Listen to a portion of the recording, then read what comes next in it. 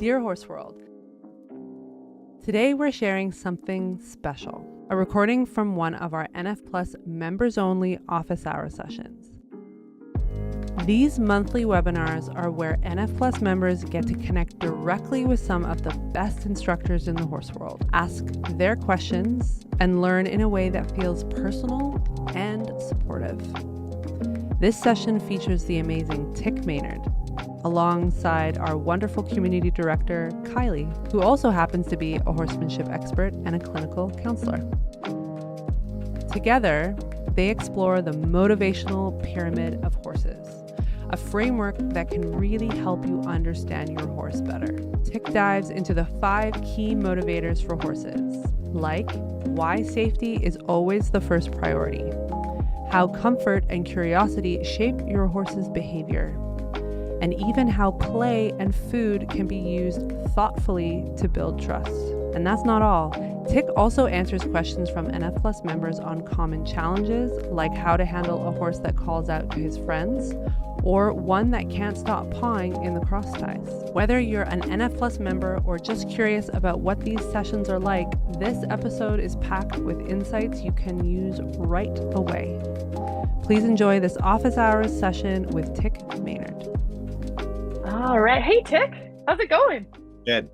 I'm excited to be back here. Today, the topic of horse motivation is something that you are pretty passionate about talking about.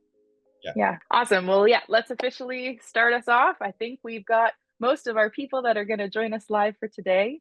So to start us off, Tik, could you share your thoughts, kind of the longer version to the answer or to the question, how do you motivate your horse? So the first thing that I think about is that everything a horse does is for a reason. You know, sometimes I'll hear people say, oh, my horse did something for no reason, or my horse is doing this for no reason, or it came out of nowhere, or, my vet's checked the horse and there's no reason for him to be doing this. But everything has a reason. It doesn't mean it's easy to figure out. It doesn't mean it's easy to change that behavior, but I really think everything has a reason.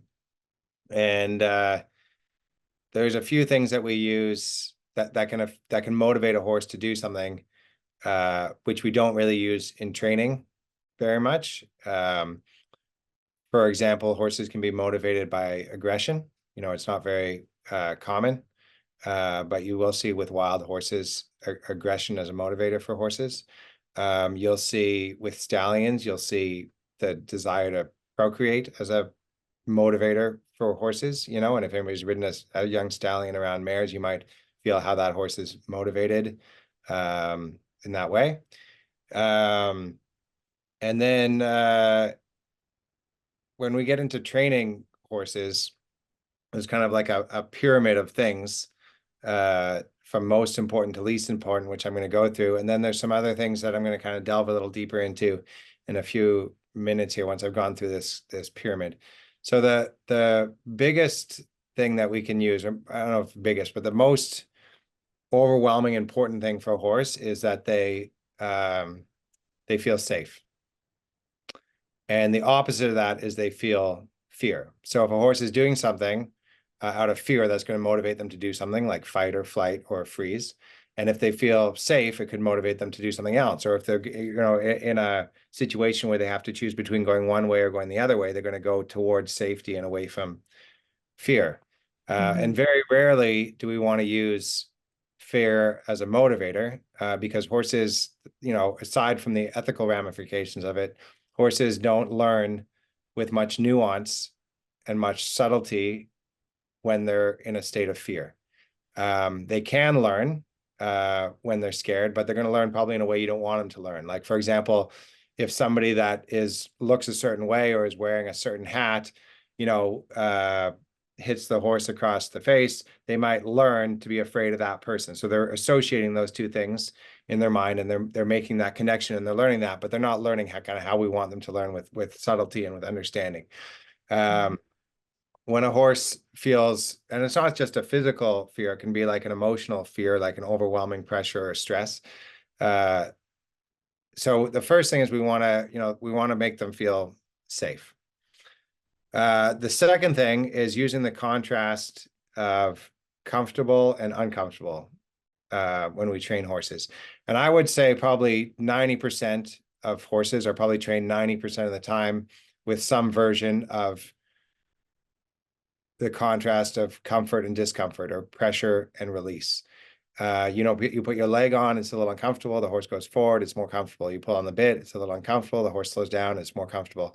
And there's a huge range in how much you can make something uncomfortable and how much you can make something uncomfortable. Like if you cross your arms, one way, it might feel comfortable, and you cross it the other way, and it just feels like slightly different, feels slightly uncomfortable. Or you put your fingers through your hands this way, it feels like normal, and you put them through this way, and you just kind of like, it just feels slightly uncomfortable. You can't even do it. So weird. Yeah. Or you brush your teeth with your right hand versus brushing your teeth with your left hand. Or you stand in something a little bit that's, you stand in the sun that's a little bit too hot, it's a little bit uncomfortable, but you stand in the sun that now is 10 degrees hotter, and all of a sudden it's not like you're scared for your life, but you're getting pretty uncomfortable as you sweat, right? So there's a difference between fear and discomfort. And when we're motivating our horses, when you see the people that are reading the horse really well and really artistic and have good feel and timing with their horses, is they're making what they want the horse to do very comfortable, and they're making, when you hear that expression, make the right thing easy and the wrong thing difficult, they're making hopefully what they don't want the horse to do just like 1% uncomfortable, right? Because you have a whole range of how you can swing that pendulum. And when we talk about things that make a horse comfortable or uncomfortable, it's not just like that physical pressure, like with the leg or the bit. It's so many things make a horse comfortable or uncomfortable. Going towards the barn, they might find comfort in the barn. They get shade, they get rest, they get hay, they get grain, they get other horses. They, going towards the herd. Even when I talk about getting a horse used to something, what a horse is going to be uncomfortable about or fearful of is fairly predictable. They're afraid or uncomfortable with unfamiliar things, new things, things that accelerate towards them, things that mirror their movements, things that are extra big or extra small or hiding, or that act erratically, or that come out of nowhere, or that touch them, or that chase them. So when we want to get a horse to find comfort with these things, we move them slowly, we move them in a rhythm, we move them away from the horse. They get familiar to the horse understands what they are. So, all these things are constantly creating like a balance between what creates comfort for a horse and what doesn't. The more a horse's world is neutral, the easier it is to then have your own influence the horse, motivate the horse in the way that you want. So what I mean by neutral is a horse might have a big draw. I'm going to do it in the screen here. Let's imagine this is the in gate here, a big draw to the in gate. Over here might be like a pond with stuff going on.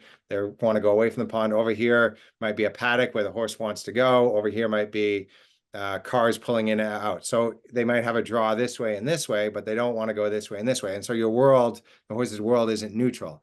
And the more you can even that out, the more subtle you can use your aids and use how you're motivating your horse. So we've got the contrast between safety and fear. We've got the contrast between comfort and discomfort. And then the third thing is we've got play. And there's many forms of play for horses, just like there is for people. You can play in a way that is like two puppies playing. You can play like the way that adults might play professional sports in a very organized, regimented way. You might play like how you would play chess or play Scrabble in a very quiet, almost frowning concentration way. So there's many ways to play, and it's the same thing with horses. We don't necessarily want to play with a horse the way that 2-year-old colts play with each other. We might want to play with them more like how we would play Scrabble, in kind of a quiet problem-solving kind of way, where we set up a little riddle for them and they see if they can solve it. Something else that I really try to use a lot is curiosity, and I kind of include curiosity under the heading of play. And if you have a little bit of patience, there's a lot of stuff your horse will get used to out of curiosity. They're going to go through the water, they're going to touch the jump, they're going to touch the tarp, they're going to explore new things. But it doesn't take much to take that curiosity out of your horse or to cause them stress. You know, if you start rushing your horse towards something that they're not prepared emotionally to go close towards, and instead of being curious, they're going to feel the pressure of that thing and they're going to be motivated to go the other way. So you got to be very, you got to bring out curiosity in your horse in a patient way. And the last thing that we can use to motivate our horse on this pyramid is food. And water. Also, horses are obviously motivated by food and water. And you know, you can use food in a very organized, thoughtful way, like people that do clicker training. And you can also, you're probably also using food as a motivator if you're not doing that without even realizing it. For example, every time you feed your horse hay or grain, you know, there's some connection that horse is making and they're learning something from it. So if your horse is pawing at the stall door and you choose that moment to throw your horse hay or grain, then you're going to be motivating more of that behavior. You're going to get more of that behavior.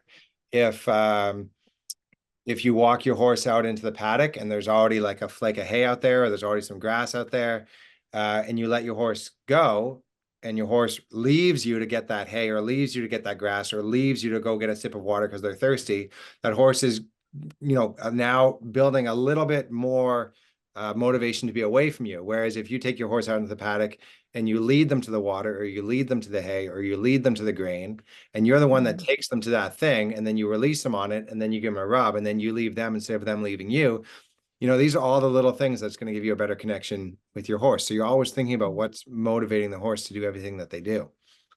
And then, so that's kind of like taking you through the 4 things. And the reason they go in that order is because they often more or less go in that order, but we can change those. Like imagine a horse in sort of a utopian setting where they have constant access to grass, and they don't have calorie-rich stuff like feed. They're going to be, because they have so much access to grass, they'd probably be more motivated to play a lot of the time than to go to the grass. Like if another horse starts to play or something interesting and they're curious, they're going to go to that. But because we practice, you know, with horses, what's called resource guarding, which means that we like take away like food 24/7, and then we give them high calorie grain 3 or 4 times a day, then all of a sudden that will usually take on a greater importance than play. And so they would leave curiosity to get the grain. They would leave smelling something or playing with you to get the grain. Yeah, that makes so much sense. I've never heard anyone describe it that way before, with like the resource guarding and why the food becomes such an important motivator, but that makes so much sense to me, like from a horse psychology perspective, why that then becomes like it's different when I've worked with horses, that are turned out 24/7 on grass. Like what motivates them can be different than horses that are in the more guarded lifestyle. Adding in like horse cookies or sugar cubes, and it takes on a greater sort of the natural importance in their life. That's awesome.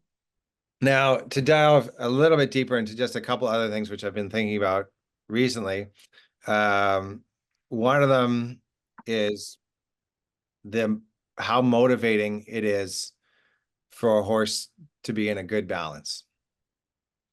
And the reason I thought about that was I hadn't really thought about it so specifically until last year. 2 different people pointed it out to me in 2 different situations. One of them was a very talented horse trainer, Mary Kitzmiller, and the other one was also a very talented horse trainer, Martin Black, and it was in 2 different situations.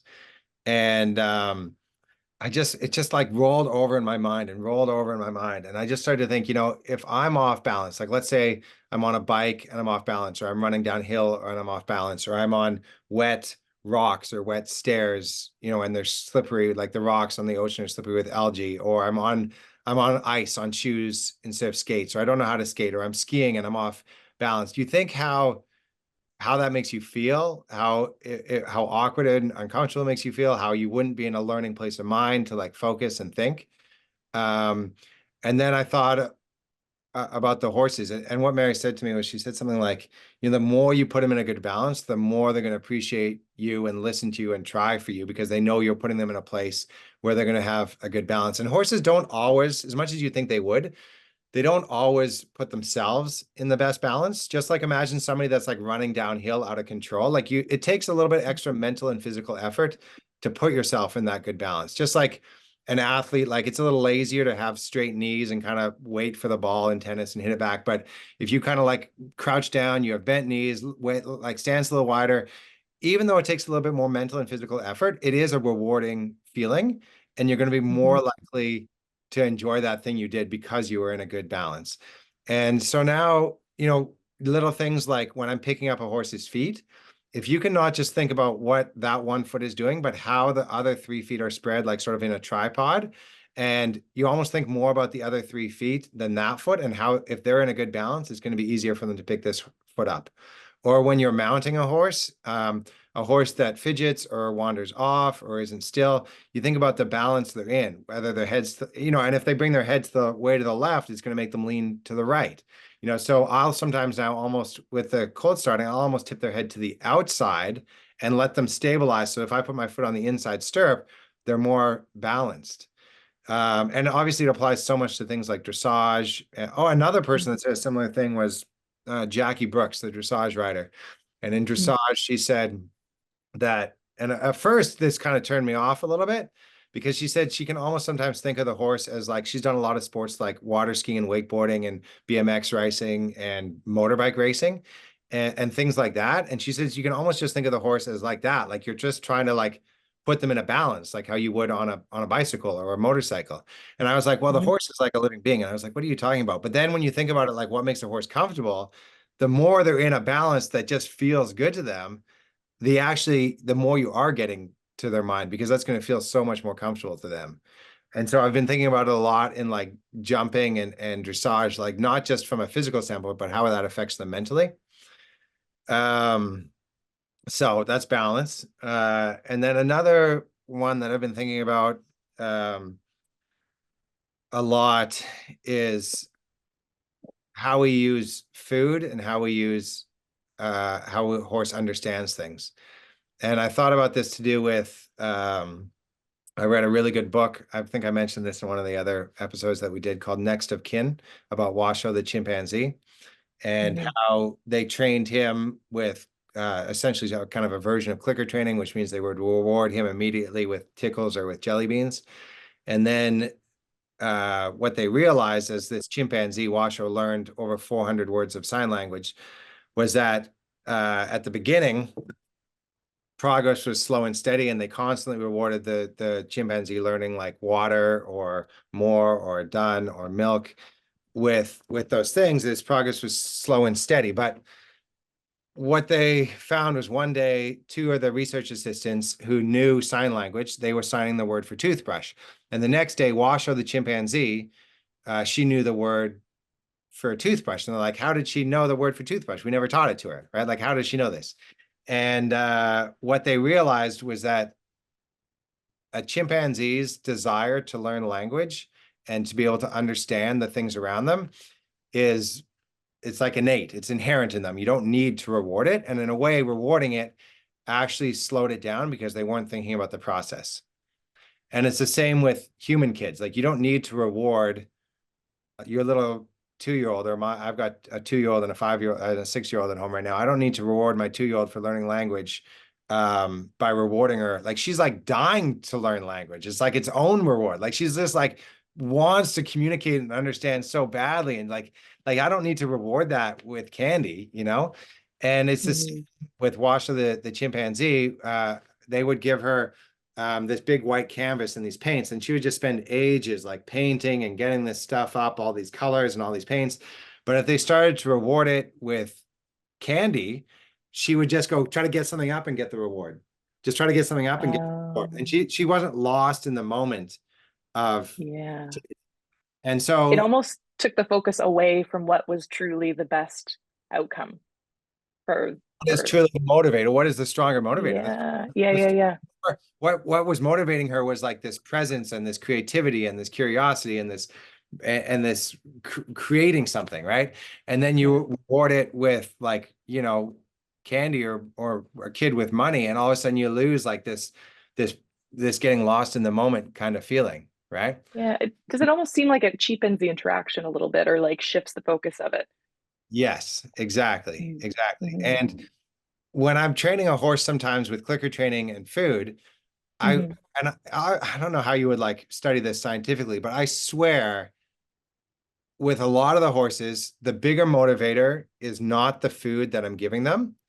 It's that by breaking stuff down and by using food, it makes it more obvious what I want. And it's the understanding that they get that is actually the stronger the motivator. They start to go, oh, like that's what you want. That's what you want. Like you're making it so clear with that click and that treat and that break. Now I'm starting to understand what you want. And it's not actually the food, it's the horse going, oh, like I get it. And it's that look in the eye going like, I know what you want. And I think that understanding, just like the kid wanting to communicate. Yeah. I wonder then if you think it's like the trick, the clicker and the treat makes us more clear about what we want, but then it has the byproduct of making the horse feel like a good learner, like feel successful at learning. So they don't necessarily go hand in hand, but when you train with pressure and release, you can make stuff happen. It's not like you have to make stuff happen, but it's very easy to like take shortcuts and make stuff happen. Whereas when you're not using pressure and release and you're just using food, it's very difficult to take shortcuts and you have to break stuff down much more. And so then it's you're setting it up for the horse to understand, basically. Yeah. Yeah.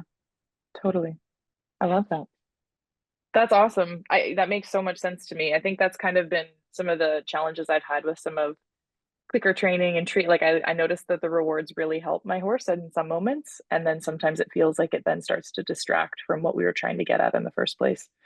Yeah. And so I started to think about, would this thing I'm asking my horse to do, would they maybe be inherently motivated to do it? Like go for a trot or a canter in a field. Like that's something that a horse might just do on their own in the paddock anyway. Right. Versus maybe something like stand on a pedestal for the first time. They might not be motivated in a paddock to do that. Do you see what I mean? So that would be a case where I might be more likely to use clicker training. Yeah. Because there would be less probably innate motivation for them to do that. Yeah. Yeah, that's awesome. Great. Any further thoughts you want to share? We have some questions that have come in. I also see that someone's raised their hand, so maybe we could even take a question live if you're game for that. Yeah, let's start with the live question. Yeah, let's do it. Okay, Diane McDonald, I see your hand is up. I'm gonna make it so that you are able to talk. Let me see. Or she can type it in or talk. Or she can type it. You can type it in or you can talk, I think. Hi, Dan. Can you hear us? Well, I think you got your audio on, talking permitted. I see your hand is up. If you do, maybe we'll wait then if you don't. Hi, Dan. Can you hear us? Maybe you will see. I see Sabrina Perez also put a question in the chat, and she's got her hand up too. So maybe we'll hop to Sabrina to start. Okay, let's do it. Okay. Okay, Sabrina. Hi, Sabrina. Can you hear us? I can hear you just fine. Can you hear me? We can. Yeah. Fabulous. Thanks for being here with us today. Of course. Thank you. I love that you guys are doing this. Cool. I did type my question but it's a little bit complicated and there's a lot, so I'm happy to talk through it as well. We'd love to hear it. Okay, great. Thank you. Well, Tik, first of all, I met you last year and it was an honor. Thank you. I kept my horse. I was at Randy's place for the winter in Florida and met you there. I don't know if you remember me, but I have dark hair. Yeah, I think so. Yeah. Yeah, that was fun visiting Randy. We worked on a horse with that was nervous about the Liverpool there. Yes, exactly. Yes. So I'm back in California now, and I did get my horse there in Florida. I bought him there, and I'm back in California. And he was imported, and he was a Grand Prix show jumper who was, he's a super talented horse, very sound, very kind and sweet, but also very strong over fences. And we worked on that, and his dressage has gotten great. He loves cross country. He's steady and easygoing on cross country, but in show jumping, he gets really anxious. And I suspect that maybe there were some things missed in his training. Like he had a really hard time just walking or trotting over ground poles, but yet you could jump him over Grand Prix show jumps. So we went back to basics and did a lot of groundwork. And I think we made quite a bit of progress, but he still gets anxious. And sometimes like his go-to is to run out. Like when the anxiety starts to build up, and the first 2 or 3 fences are okay, but after that, the anxiety builds up. He'll run out to the left, almost impossible to turn him right to a jump.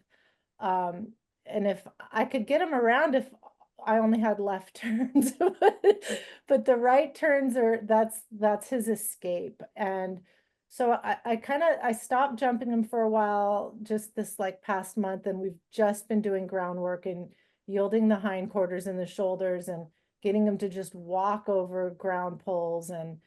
And then, but it's not enough. He'll still have moments where even just over ground poles and little cavalettis, he'll just take off after or refuse even on the ground. And I've tried different bits. I had him in a regular snaffle, which is what I do dressage in, like a tongue. I've tried all kinds of things. I've discovered he doesn't like pressure on his tongue at all. So I have him in a tongue relief bit, like a miler that has a port, a small wide port.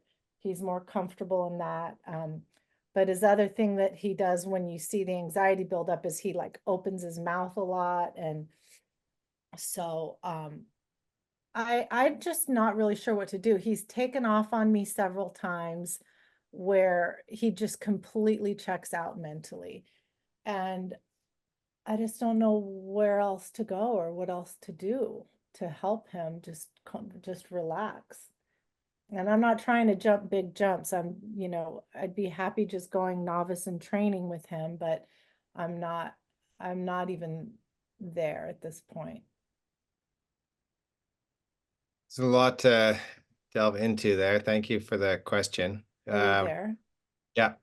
Can you hear me okay? Hello? Oh, I can hear you, Tik, and I can hear Sabrina. hear I don't you. know if she can. Oh, we can hear you.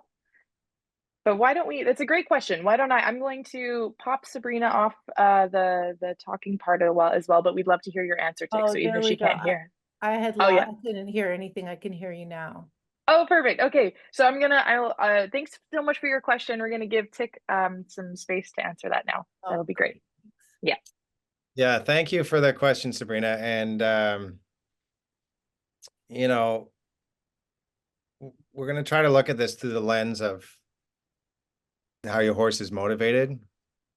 And I think an important thing to realize when we look at how horses are motivated, horses are one of the most pure flight animals.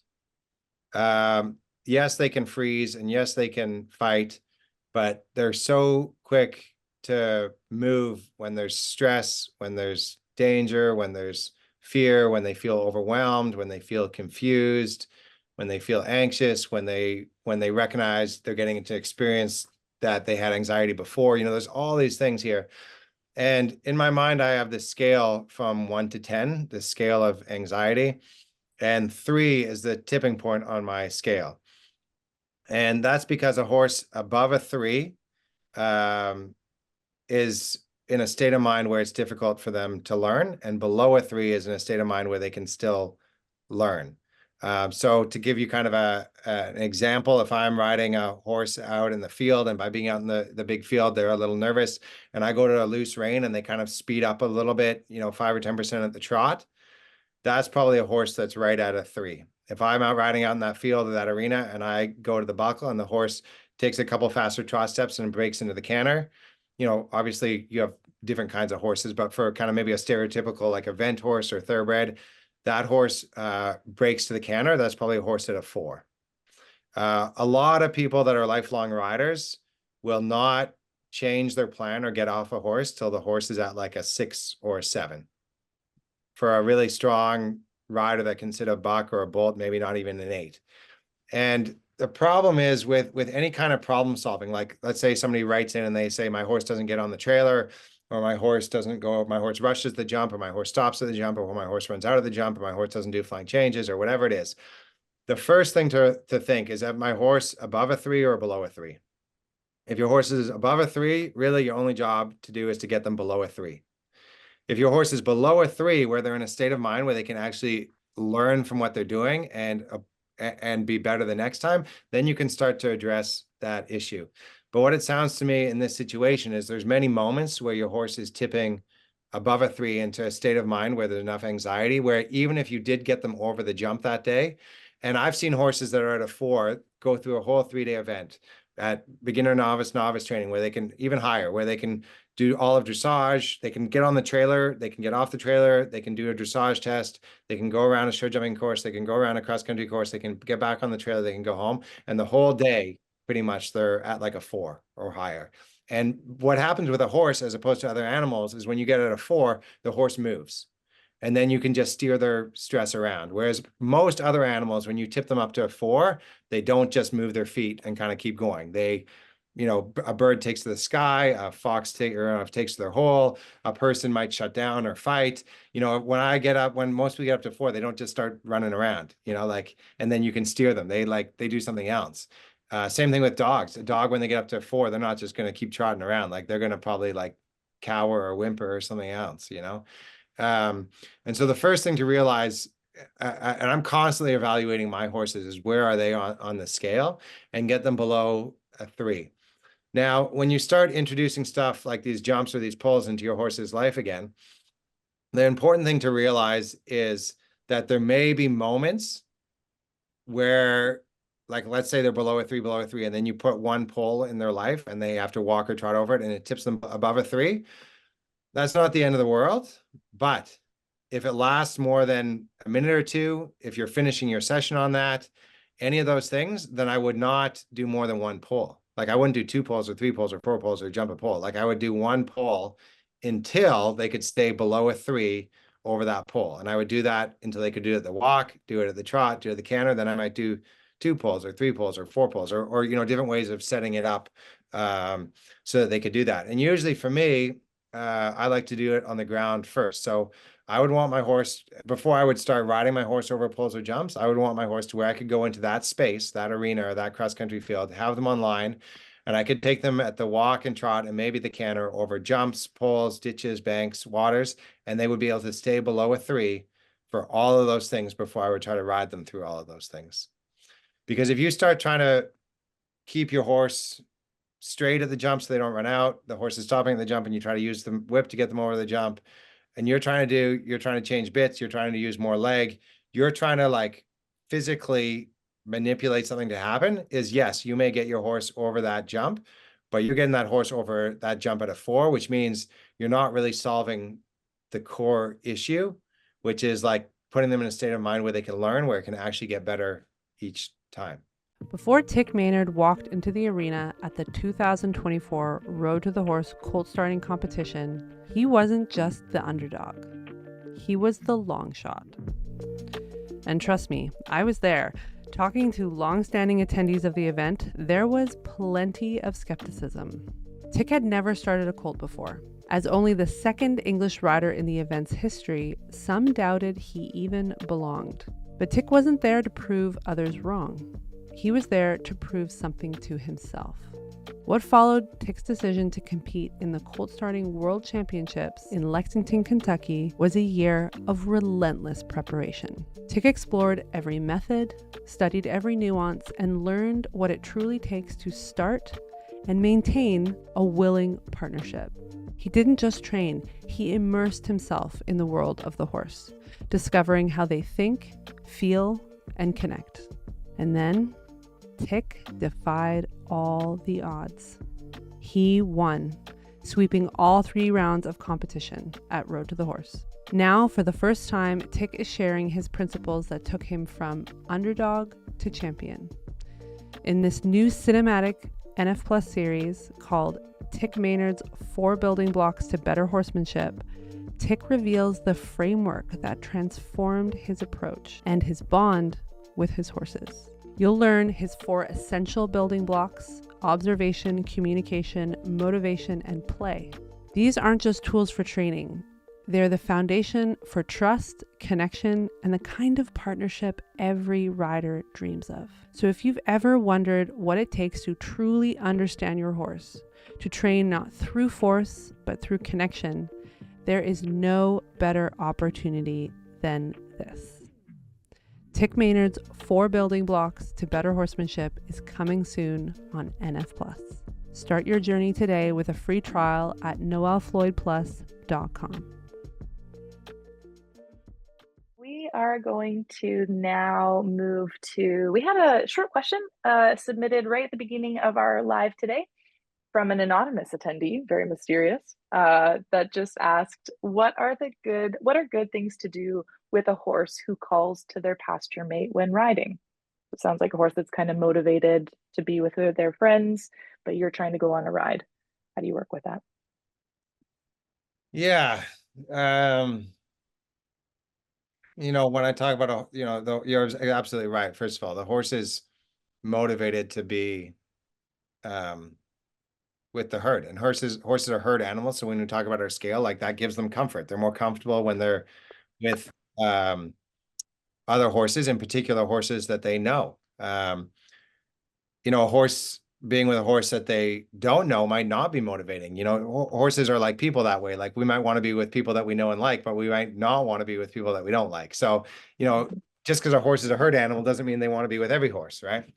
So, well, basically what we've got a horse that wants to be here, like with this other horse or in the barn or at the trailer, wherever that horse is, and they don't want to be here. And so we got to do some combination of things. We either have to make this, being with this horse, slightly less appealing, or we got to make being with us or away from that horse more appealing, more motivating. And then the other thing we got to realize is that the steps between being here and being here, we can break down. We don't have to just snap that umbilical cord, so to speak. We can break it down so we can spend, like, let's say I've got 2 horses in my barn that happen to have that feeling. What I might do on day 1 is just take my horse right out of that stall to where they can still see each other and they're not more than 30 feet away, and work with my horse close to the other horse. So I'm doing my things like maybe I teach them to back up or go sideways over a pole, or maybe I've got Sabrina's horse and I want them to go over the pole at the walk, change direction over the pole at the walk, and then go sideways over the pole with the front feet on, this is the pole, the front 2 feet on one side and the hind 2 feet on the other side, and they can go sideways over the pole. So teaching them little exercises. And then what I do is then on my breaks, instead of staying 20 to 30 feet away, I go 40 to 50 feet away and I let my horse eat grass. So I'm kind of doing all 3 of those things. I'm making being with this horse slightly less appealing because it's where we're doing a little bit more of the work.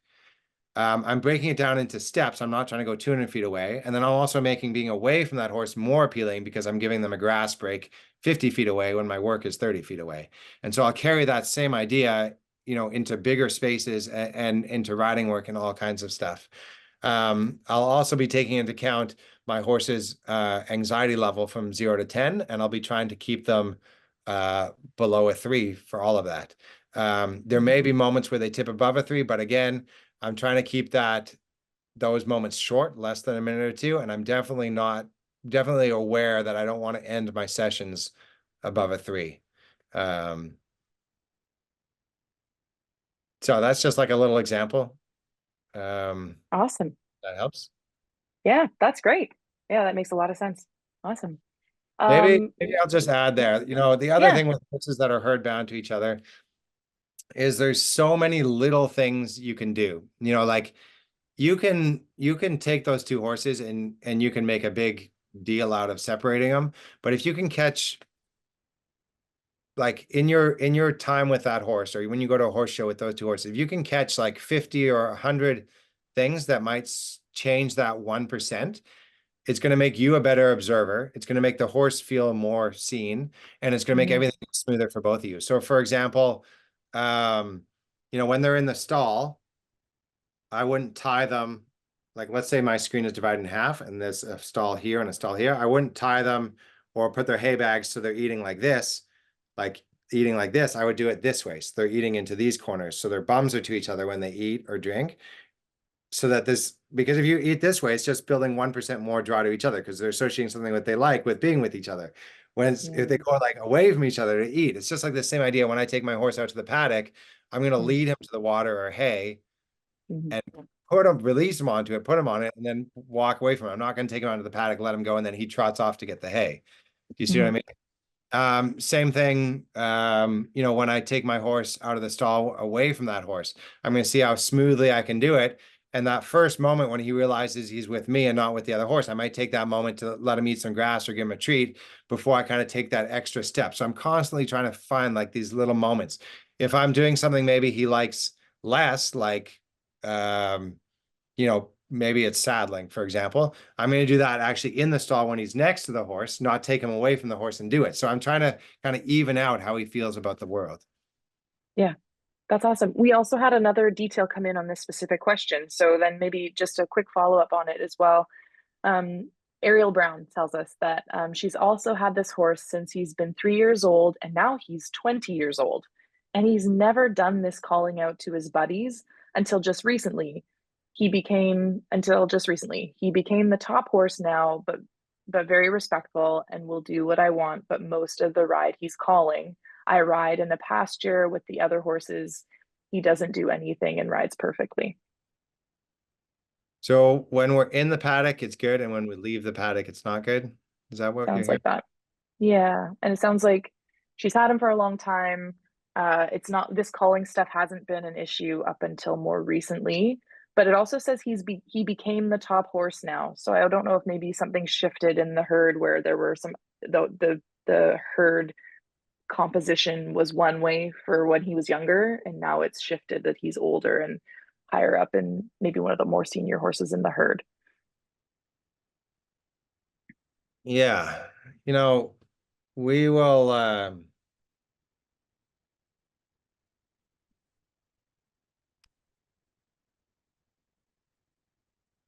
play with the herd dynamics with our horses here when they're turned out. Not necessarily for that example that you're giving there, but to give them a situation where they feel relaxed and comfortable as much as possible. And if we've got two horses that go better together, we're going to put them there, or two horses that don't go as well together, or one horse that doesn't like being in this paddock away from the barn and they want to be close to the barn. Like, we'll play around with that and try to get them as comfortable as possible. But once I'm actually working with the horse, like once I've actually kind of interacted with the horse or got the halter on the horse and working on training, is I'm gonna in a way put that out of my mind and still go back to these principles that we just talked about, which is to make being with me better, like make the relationship with me better so that the horse wants to be with me more. And not necessarily make being with the other horses bad, but that might be a place where I would do more of the work. So it's not like you're punishing the horse for wanting to be with the other horses. I certainly, if a horse was calling, I certainly wouldn't get after my horse for it in any way. But it might be a moment where maybe I don't choose to give him a break at that moment.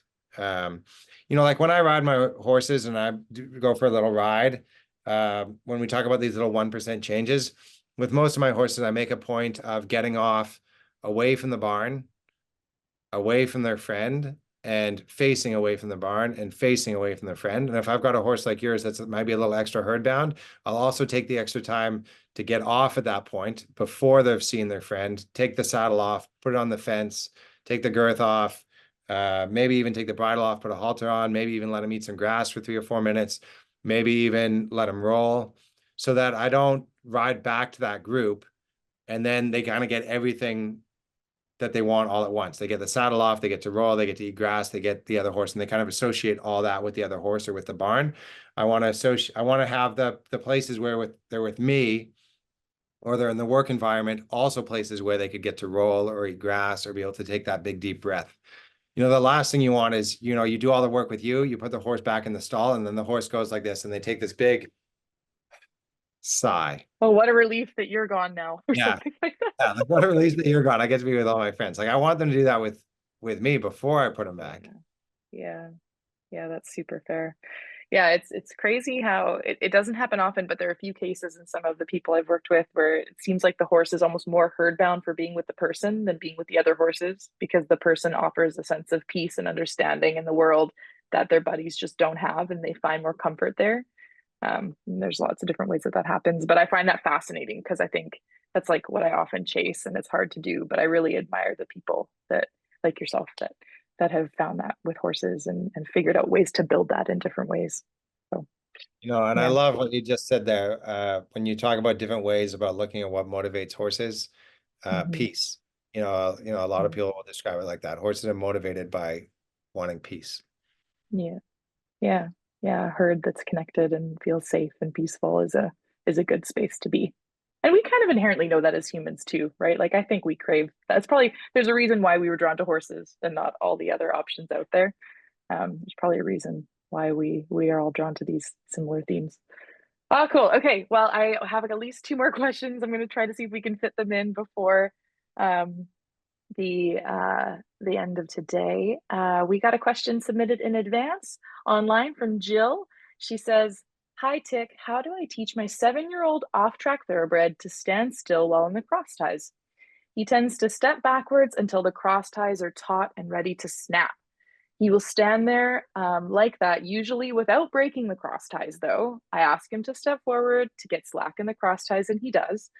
But then I go around to groom the other side, and he steps back again until it's taut in the cross ties again. We go through this back and forth, stepping repeatedly while I'm grooming him. Interestingly, though, it's usually when I'm on his left side only. Any advice?" So there's two ways to answer this, just like with all these other things, which is he above a 3 or below a 3? Like, what are the other, how anxious is this horse kind of in general? Like, is he tight in the neck? Is he fidgeting with the mouth? Is he swishing his tail? If he's above a 3, what I would probably recommend doing is not work on cross tying him at that moment, but doing a little groundwork, brushing him where he feels like he can move, stuff like that. Now, the more interesting question is, like, let's say he's very relaxed and thoughtful, and he's just kind of like learned this little thing, right? Yeah. That's kind of the more actually like fun kind of problem solving thing to think about. In that case, I think what I would do is, rather than leading him forward, is I would make sure he was very comfortable being rubbed with a stick, and just in a round pen or in the field, make sure that he could very easily take one step off of like a tap tap or even a tap tap tap, and not much harder than that. I could just go with like a little stick, tap tap, and he could take one step forward, like thoughtfully. And I would do that in the arena or the round pen. And then what I would do is I would find a balance for that particular horse between, when he stepped back, tapping him forward, not leading him forward, and also when he was forward, either clicking and treating or just treating.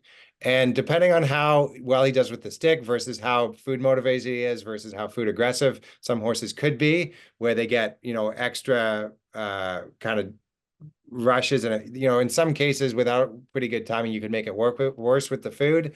And with some cases without pretty good timing, you could make it worse with the stick. But basically, those are the two things that I would sort of experiment with. I probably wouldn't lead him forward. I would probably tap him forward, and I would do it on the muscly part of the hindquarters, either like 3 or 4 inches to the right of the spine, or right on the muscly part, sort of halfway up the hindquarters, like right where the bum is. And I would go tap, tap, tap. And I would try to have a stick long enough where I wouldn't have to change where I was in order to tap him there. So I could be by the shoulder, I could be by the head, I could be by the rib cage, and I wouldn't have to physically go back there and tap him forward. I could just go tap, tap, tap him forward. And when he stood where I wanted him to stand, and he was standing quietly and thoughtfully, I could click and treat that moment. And you can get into the whole thing with treats, but I would try to find an amount of treat there that wouldn't make him sort of fussy for the treat. Like maybe it's just an alfalfa cube, maybe it's like a bit of hay or a bit of grass, or maybe for some horses that aren't food motivated, it might be something like a sugar cube or something like a really calorie rich horse cookie. And depending on the horse and depending on your timing, you might do a combination of those two, or you might do entirely one or the other. Awesome. Yeah, that's good. Makes sense. I like that shift in focus of just being able like to figure out how to break the pattern and get him to own his own changes too, with different ways of motivating him. Super cool. I have one more comment follow up from our earlier question around the horse that calls to his buddies. And this is just a little extra nugget of information that just might be helpful to add. Ariel says, that's helpful. Thank you. Yes, unfortunately, I only have 2 horses and we live on our own farm. So that's the dynamic. She's only got 2 on the property. And I actually have the same thing at home, which is why I'm like, I'm so curious to hear how you'd handle that. Because I just take them together most of the time if I can, because it just is a bit of a smoother trail ride if it's possible. But I'd love to hear your thoughts. I think with 2 horses, I think you're definitely creating an extra challenge for yourself. I think what a lot of people would do, and what I would honestly think about doing, is getting like a donkey or a goat or a miniature horse or something like that, so that the one that's left behind has a companion. It's not, I wouldn't say it's necessary. You can still do it without that, but it might make your life and their lives, just everything, go a little smoother. And a lot of people will do that, sort of get a third companion animal, or adopt a horse that needs to be adopted, or rescue a horse, or whatever it is. I think if you're not doing that and you're just really working with the 2, I think everything is going to be the same. I think just your steps are going to have to be smaller. Hmm. You know, I was writing an article recently, and in it, the way the horse world is set up is that we usually make steps that are like 5% or 10% improvements. Like even the way that when we think about jumping, it's set up, like all our heights are set up on 3-inch increments. Like you go from 3 foot to 3'3" to 3'6". Like we don't usually go 3 foot to 3.5 inches to 3 foot and 1 inch to 3 foot and 1.5 inches. Like we tend to skip steps with a lot of what we do. And when we think about sport specific training, like when you think about dressage and show jumping eventing, which is what I'm most familiar with, is even though we do sort of increase stuff by 5 or 10% increments, we recognize, and in eventing, it's actually mandatory that you have to do this level before you go to the next level, and you have to do this level before you go to the next level. And so you don't feel like you've got to skip like this big step here. Whereas when it comes to things like trailer loading, people think it's like all or nothing. Like they're either in the trailer or they're not. And that you don't realize that you can break it down into steps. Like you could spend 3 months where the first day you get their front feet on and then you quit. And the second day you get their front feet on further and then you quit. And then the third day you get their front feet on and they're looking in and they're more relaxed and then you quit. And then after 2 weeks, you can get their one hind foot in. And then after, you know what I mean? And you could break it down over 3 months. Like there's no reason why you couldn't have all these 1% improvements with trail loading. But we tend to think of things as like, you know, same thing with a horse that's herd bound. Like, it's like, I want to fix this now. And I think when you've got 2 horses, I think all the same principles are going to apply, but you're just going to take a lot longer to get through them. Yeah. Yeah, that's really good. And I think even just to like validate and acknowledge that when you only have 2 horses, you are looking at a bigger challenge than if you have a herd of horses, or like more people, or just more of that herd dynamic that they can feel that like, this is like a grounded like home base of connection. And if I go out, I can come back and it's still going to be there, versus just when there's only 2, it's kind of, yeah, that's like their I think life. I think you would also play around a little bit with which horse you took out, like which horse calls more when they're out versus in. So when you're trying to get them used to being apart, which horse you're taking out to kind of create them getting better apart. And I would also consider having 2 people, one person working with one horse and one person working with the other horses as you play around with that dynamic. I like that. So that you're not just kind of leaving one horse, if it's really bad, one horse just kind of like lost and being like, where did my, like, they don't know, you know, like you imagine somebody taking like you go to like some strange like country where you don't speak the language and you don't understand the culture. Like you show up in like Japan and you don't know anything about the culture, you don't speak the language, and somebody just takes your like friend away and you don't know when you're going to see him again, or your parent, your spouse, or like your kid. You'd just be like, you'd freak out. Exactly. Yeah. That empathy, like I almost think of like horse empathy exercises, like how to like see it through the horse's eyes. And like, yeah, when you put it in that term, you kind of go, oh, this level of distress matches the way they're seeing this situation. So to have more compassion for it in the moment, really try to help them in that way instead of, I don't know, it can be easy to get frustrated because for us, we know that we're just going to go on a little trail ride and come right back. Like, come on, but they don't know that. So yeah, that's good. I like that. Okay. We got one more question that I want to try to sneak in if we can before we're up for our time for today. This one came in our Ask Our Instructors community channel on NF Plus. So we check those every time before we lead up to these. So that's a great spot to put your questions in. Audra Olson says, "Hi, Tik." She has kind of the backstory and then she's got the question. So it's kind of in two parts. This is the first part. "Hi, Tik. I have a 9-year-old thoroughbred that has some issues over the last 2 years. He's always been sound, but started to refuse to canter. He's normally a pretty amicable guy. And then I immediately went on the pain hunt, found out he actually had kissing spines. We proceeded with surgery, rehab, brought him back, built up his top line. He can be pretty spooky and reactive in the groundwork. So the groundwork has helped them tremendously, but he still has his tough moments. They've been slowly getting back to work over months of having ups and downs. Audra has tried to address any other discomfort he might be feeling. He does have degenerative changes in his neck and mildly positive stifle flexion. So both areas have been injected with fairly positive results. So after all this background, here's the question. When he is at a new place or nervous about his surroundings, he does not display these behaviors, won't move off leg, particularly at the canter, pins his ears. Oh, he won't display like the pain behaviors, I don't think. But she also says in brackets here, won't move off my leg, particularly at the canter, pins ears, and will actually turn and bite my leg. I've always attributed this to pain masking due to adrenaline dumping. However, recently I found that he loves to go out on the trails and that he's very familiar with and will walk, trot, canter willingly, as well as jump over logs quite happily. On the same day that he is great riding out on the trails, I can take him into the ring and he will trot and move off my leg, but does not want to canter over very small cross rails.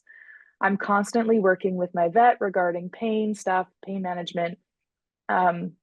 But what we need to work through now is I'm wondering if his behavior is now more about a ring sour issue. What are your thoughts on differentiating between pain versus behavioral issues and how to work through this?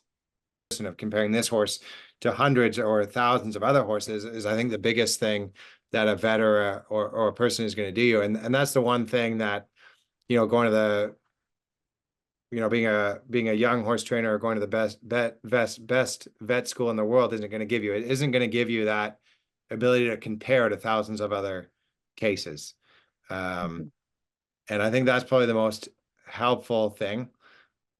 Usually what I will do is I'll work in collaboration with a vet. And I think it's really important to have a vet that you can trust and that you can feel like you can talk to.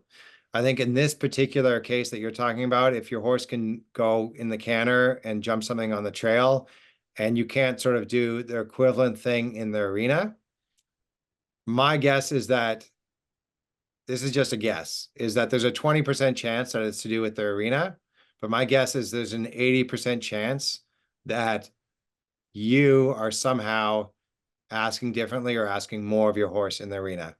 For example, like you're trying to put your horse in more frame or get a different quality canter or trying to do more dressage or not allowing your horse to really think forward and go forward and giving your horse a chance to really like go from point A to point B as they travel down the trail. Whereas you get in an arena and you start thinking, I'm going to get my horse more in a frame, or I'm going to keep doing more circles, or I'm going to keep doing more a whole course, rather than just go from one end to the other on a nice open canter, letting the horse travel and then getting there and taking a break as you chat with your friend on the horse trailer. So I'm not, obviously I'm not seeing any of these horses today in particular, but just again, thinking about the number of horses I've seen in my life, I would say there's a big chance that the rider is doing something different. Fair. Great reflection. Great thing to think about. Awesome. Okay. Well, that takes us to the end of our time. Whew, we did it. Way to go. Thank you, Tik, for sharing all of your insights and your wisdom. We so appreciate your time and just gleaning from all the hours that you have spent with all those different horses. It made me think of your sample size of working with horses is robust. and we get to benefit from all of those insights. So we really appreciate that. Thank you so much. Well, thank you very much for having me. And now I'm going to go, the kids are getting out of school today, so I'm going to go to the Montessori school in Ocala and get them out early. And then I'm going to go fill up some extra cans with gas and diesel and stuff like that. Totally. Start back. Yeah. We wish you guys just all the safety, and we hope everything works out for you and your neighbors and everyone down there in Florida. Before we sign off, I'm just going to leave a little note for everyone that we are going to be back for office hours again in 2 weeks. So stay tuned in our community channels for details about that. And also, we had another live, a new episode of the Dear Horse World podcast drop today. So Noelle caught up with Richard Vogel, and so that is live. You can find that wherever you watch or listen to your podcast. So please check that out. We'd love to hear what you think of it. Thanks again, Tik. Yeah, we really appreciate your time. Thank you. And I think in 2 weeks, we may be doing another kind of topic or theme. Is that right? I think so. We'll have to reflect on this one and figure out, you'll have to send me some thoughts about where you think the next direction is to go. I think that's part of the fun of office hours, is we get to hear from people live, hear their real struggles, and then try to figure out what are the topics that people need to talk about most. Where do they need help most? So stay tuned. Yeah, we'll figure out some more topics for where we're going to unpack that for next time. I appreciate everybody making the time to come onto this call today. So thank you all for being here.